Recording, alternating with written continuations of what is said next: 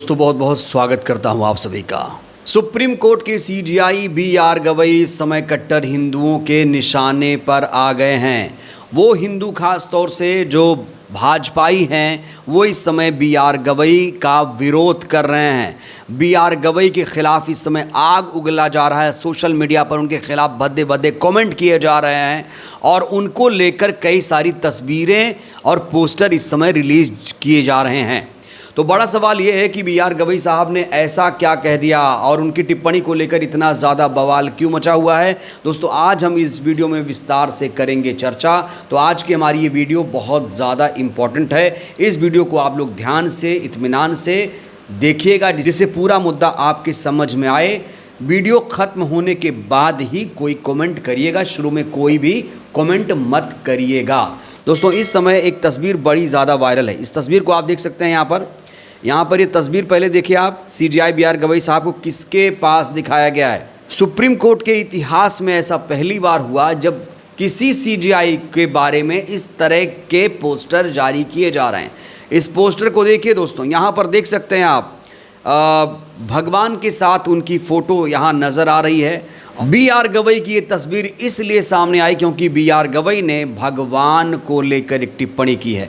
दोस्तों सबसे पहले आप इस बड़ी खबर को देखिए, ये बिग ब्रेकिंग सबसे पहले आप देखिए। गवई की टिप्पणी देखिए, लिखा है आप भक्त हैं तो भगवान विष्णु से जाकर कहिए आखिर सीजेआई ने क्यों कर दी ये टिप्पणी। यहाँ देखिए लिखा है सीजेआई बोले जाओ भगवान से ही कुछ करने को कहो। खजुराहो के बामन मंदिर में खंडित विष्णु मूर्ति बदलने की याचिका खारिज हो चुकी है। तो सबसे पहले दोस्तों पूरे मामले को समझते हैं कि पूरा मामला था क्या, याचिका क्यों खारिज हुई, सीजेआई बी.आर. गवई ने ऐसी टिप्पणी क्यों की, लोग क्या रिएक्शन दे रहे हैं। तो सबसे पहले मैं खजुराहो की कुछ तस्वीरें मैं आपको दिखाना चाहता हूं दोस्तों। ये है खजुराहो का मंदिर। ये मंदिर भगवान विष्णु का बताया जाता है, जिसे जावरी मंदिर के नाम से जाना जाता है, जिसमें विष्णु की 7 फुट की प्रतिमा है और ये खंडित अवस्था में नज़र आ रही है। कहा जा रहा है कि सरकार ने ध्यान नहीं दिया और जब किसी ने नहीं सुना तो भगवान के एक भक्त राकेश दलाल ने सुप्रीम कोर्ट में याचिका लगाई, सुप्रीम कोर्ट का दरवाज़ा खटखटाया। भक्त ने देश की अदालत से गुहार लगाई, मिलॉर्ड आप कुछ करिए, इस मुद्दे पर बहुत विरोध प्रदर्शन हो रहा है। संबंधित विभागों को ज्ञापन दिया गया है लेकिन कहीं से कोई जवाब नहीं आया। ये मूर्ति मुगलों के आक्रमण के दौरान खंडित कर दी गई थी और सरकार से कई बार अनुरोध करने के बावजूद आज तक उसकी मरम्मत नहीं की गई। याचिकाकर्ता ने सुप्रीम कोर्ट को बताया ये जो मूर्ति है 77 साल से विखंडित अवस्था में है। उन्होंने कहा कि मिलॉर्ड भगवान की मूर्ति खंडित होने से भक्त पूजा नहीं कर पा रहे हैं। आप भक्तों के पूजा अधिकार राइट टू वर्शिप की रक्षा कीजिए, आपसे हमें बहुत ज़्यादा उम्मीदें हैं। ये याचिका सुप्रीम कोर्ट में राकेश दलाल नाम के व्यक्ति ने मूर्ति खंडित होने की याचिका सुप्रीम कोर्ट में लगाई, लेकिन सीजेआई बी.आर. गवई ने इस याचिका को तुरंत खारिज कर दिया।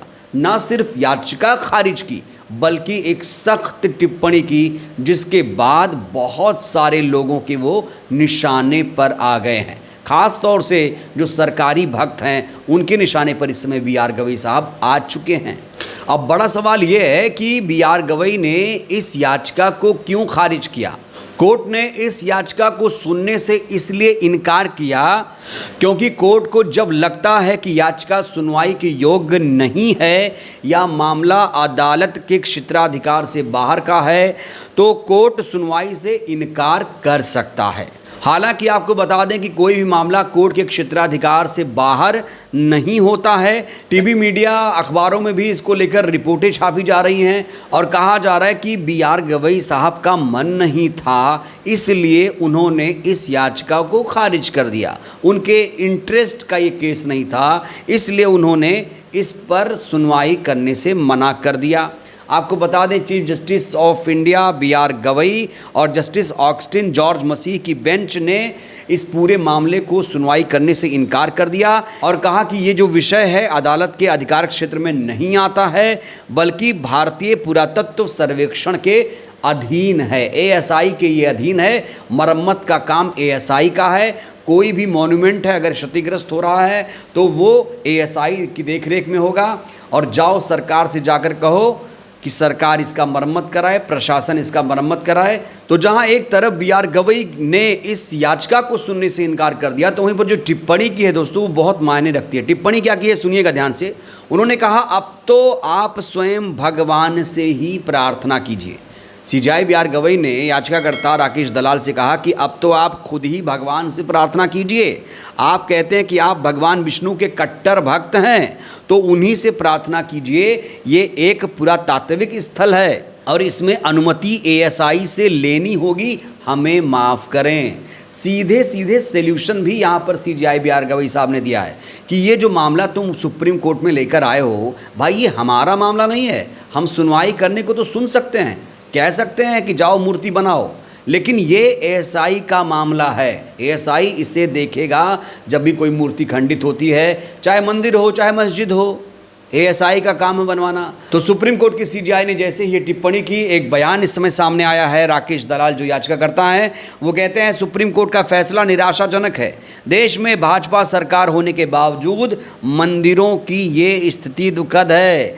कोर्ट सुनवाई नहीं करता तो मैं भगवान की मूर्ति पर अपना शीश चढ़ाऊंगा। तो ये जो राकेश दलाल नाम का याचिकाकर्ता है वो खुद भारतीय जनता पार्टी की पोल खोल रहा है। वो ये बता रहा है कि डबल इंजन सरकार भी ऐसे मामलों पर ध्यान नहीं देती है। मंदिर मस्जिद हिंदू मुस्लिम करके ये सिर्फ वोट बटोर रही है, लेकिन जब काम करवाने की बारी आती है तो काम नहीं करवाती है, सिर्फ ढोंग करती है। तो बी.आर. गवई ने जो भगवान को लेकर टिप्पणी की है, अब जो तमाम जो भक्त हैं वो ये कह रहे हैं कि सीजेआई बी.आर. गवई ने सनातन का अपमान किया, सीजेआई बी.आर. गवई को माफ़ी मांगनी पड़ेगी। सोशल मीडिया पर इसको लेकर बहुत सारे लोग रिएक्शन दे रहे हैं। एक एडवोकेट विनीत करके हैं, ये लिखते हैं कि इससे अधिक शर्मनाक कुछ नहीं हो सकता। देश के माननीय सीजेआई भगवान के संदर्भ में इस प्रकार की टिप्पणी करें। जो व्यक्ति सभी धर्मों को सम्मान देने की बात करते हैं, क्या वे किसी अन्य धर्म विशेष के संदर्भ में इस तरह के शब्द कह सकते हैं? निश्चय ही नहीं। आदेश देना उनका अधिकार है, लेकिन भगवान का अपमान सहन नहीं किया जाएगा, चाहे वो देश के मुख्य न्यायाधीश ही क्यों ना हो। माननीय सीजेआई को देश के करोड़ों हिंदुओं से क्षमा मांगनी चाहिए और अपने इन मौखिक शब्दों को तत्काल वापस लेना चाहिए। तो ये लोग क्या कह रहे हैं कि जो टिप्पणी सीजेआई बी.आर. गवई ने की है उसे वापस लें, इन लोगों से क्षमा मांगे। मतलब देश का सीजेआई इन लोगों से, ये जो सरकारी भक्त हैं इन लोगों से वो कहें कि हमें माफ़ कर दो। बताइए। एक और कोई स्वामी करके है वो लिखता है, एक स्वामी आनंद करके लिख रहा है, ये गवई पूरा एजेंडा चला रहा है, हिंदू एप्लीकेंट को ओपन कोर्ट में जलील कर रहा है, भगवान विष्णु को अपमानित कर रहा है। सरकार को तत्काल इस पर महाभियोग चलाकर हटाना चाहिए।